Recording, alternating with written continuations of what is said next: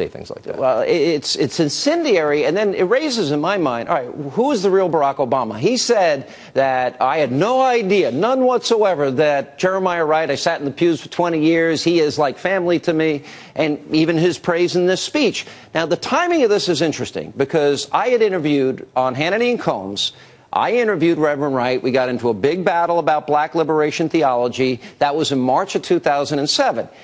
Wright had been disinvited to give the invocation at his announcement he's running for president just a couple of months earlier. Right. So Wright is there. This is June now of 2007. So Wright is already a controversial figure here.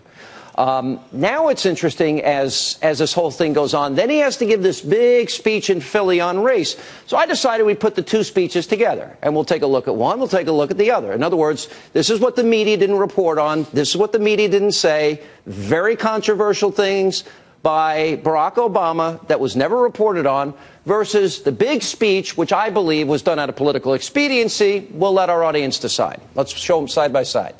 I've got to give a special shout out to my pastor,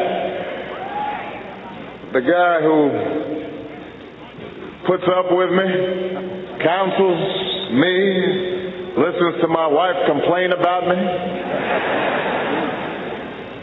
He's a friend and a great leader. Everybody give an extraordinary welcome to my pastor, Dr. Jeremiah Wright, Jr.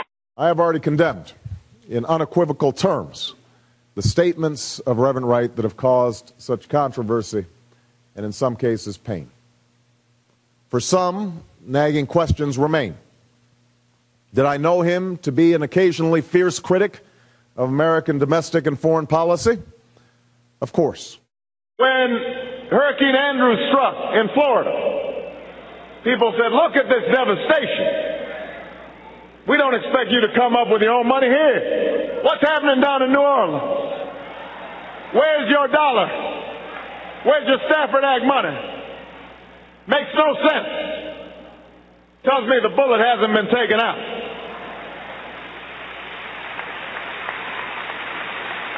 Tells me that somehow the people down in New Orleans, they don't care about as much. Reverend Wright's comments were not only wrong, but divisive. Divisive at a time when we need unity. Racially charged at a time when we need to come together to solve a set of monumental problems. Problems that are neither black or white or Latino or Asian, but rather problems that confront us all. Who's the real Barack Obama, Tucker? Two very different people.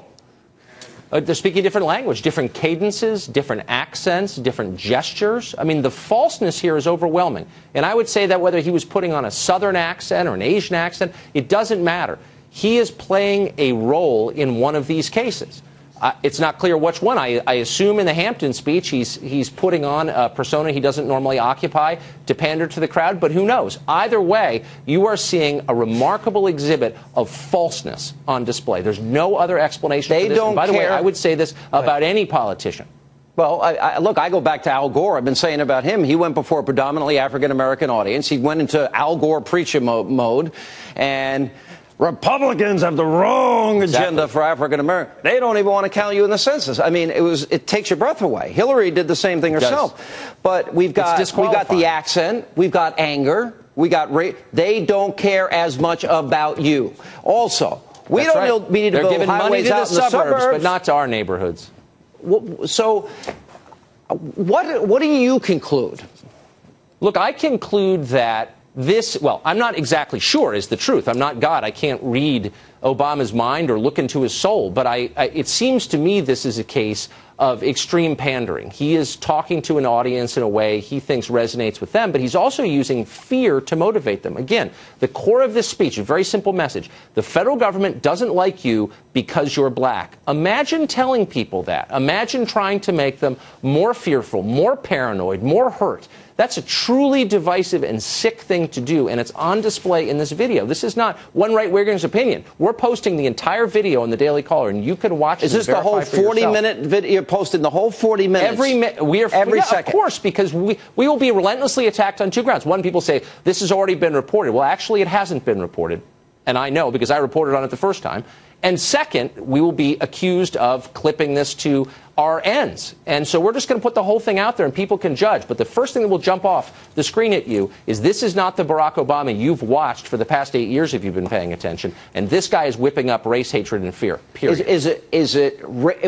How would you classify the comments? Racial? Is that best way? Is it? Of course I would. Of course I absolutely would. If a white politician got up in front of a white audience and said, here's what you should know about black people, they don't like you. They're in charge and they're shafting you and they're profiting from your suffering. What would you say that is? That is racial rhetoric designed to make people fearful. Yeah. All right. Let's go to what he says about black churches in this speech. And again, the whole video is up on the Daily Caller if you want to take a look at the 40-minute speech. Remember, the media only at the time put up, what, 9 or 10 minutes that they reported on? It was a little less than 10. Little less than 10 minutes. All right. Here's more of that speech that was never seen before. And when it comes to faith, we've been told that all that matters is what divides us. Evangelicals, don't be talking to mainland Protestants. Black church, that's different from the white church. Had stories about Trinity United Church of Christ because we talked about black people in church. Oh, that might be a separatist church. Catholics can't be getting together with Protestants or Muslims or Jews. Now, let me play that through this prism. And that's when I interviewed. And remember, Reverend Wright, he was in the audience. This is June. He was disinvited from the invocation when Obama announced he's running for president. Came on my show 2 months later. This was the last interview that Reverend Wright did. Hear what he said about black liberation theology and, you know, what he goes on to say in that particular clip there, because we talk about black people in church. Here was my exchange with Reverend Wright. This is on the website today. Well, let me just inform our audience, and I want you to respond if you can. It says commitment to God. By the way, I'm with you, and I hope you'll pray for me, Reverend.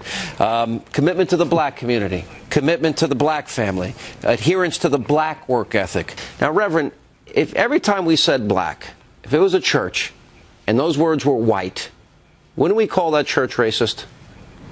No, we would call it Christianity. We've been saying that since there was a white Christianity. We've been saying that ever since white Christians took part in the slave trade. We've been saying that ever since they had churches in slave castles. We don't have to say the word white. We just have to live in white America, United States of white America. I'm going to ask you this question. How many books of Dwight Hopkins have you read? You're very angry and defensive. I'm just trying to ask a question here. Barack Obama goes to Barack Obama goes to your church. You haven't answered my question. And it seems to be when you say the black community, black family, black work ethic, black community. It seems to an arrogant, ignorant person. I'm asking you. Have you answered me? How many books of Dwight Hopkins have you read? I'm going to say this, whether you like it or not, I'm going to get my words in. And I'm going to tell you right now, I'm going to tell you, I think as a Christian, sir, I think as a Christian, you should not separate by race in this day and age. And that's why a lot of people are going to look at that and say, we're all supposed to be united under Christ, aren't we? Now, it goes into black liberation theology, which we examine. And there might have been one other interview that he did after that, but I don't remember which one. But black liberation theology, you know, the black community, the black this, the black that. And I'm asking him about, and then he's praising him here, but then he gives this other speech. Did he just say those words in Philadelphia to make the controversy go away? What does he believe? Well, let me just say, I believe that Jeremiah Wright married Michelle and Barack Obama 20 years ago tomorrow. I believe that was their anniversaries tomorrow. Amazing. Look, my personal feeling is that he speaks to each audience what he thinks that audience wants to hear. But let me say how totally disingenuous it is for Obama to claim that Jeremiah Wright was attacked for talking about black people in church. That's utterly false. I reported on this, too, at the time. People had very specific concerns about the nature of black liberation theology. It wasn't talking about black people in church. That to say something like that before this audience is, again, to reinforce the point that the rest of the world doesn't like you because of your skin color. This makes people more fearful, more afraid, more paranoid, and by the way, more cut off from the rest of America. This is the opposite of what a uniter does. This is what a demagogue does, and it's wrong. We'll be interested to see if anybody in the media follows up and has the courage to ask about these things. Remember, during the 2008 Don't hold your breath. 2008 election cycle, he was asked one time about Bill Ayers. And he just got a guy he started his political career in his house, gave speeches with, sat on boards with. He's just a guy in the neighborhood. Acted like he barely knew him. And he still got away with it. We'll follow up. Tucker, thank you. The full 40 minutes on the Daily Caller. And